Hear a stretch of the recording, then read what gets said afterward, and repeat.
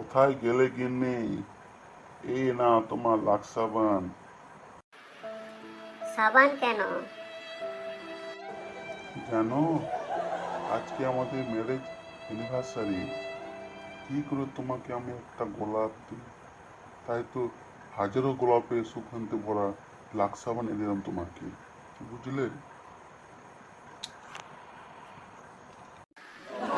ওগো, কত রোদ থেকে এসে তুমি ক্লান্ত ক্লান্ত হয়ে গেছো। একটু বসো, তোমাকে একটু লেবুর শরবত করে দিচ্ছি, বুঝলে? বসো বসো।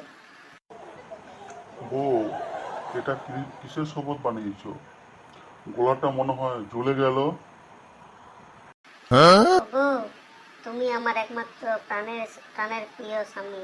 তোমাকে আমি একটা লেবু দিয়ে শরবত বানিয়ে দিতে পারি, বলো তো?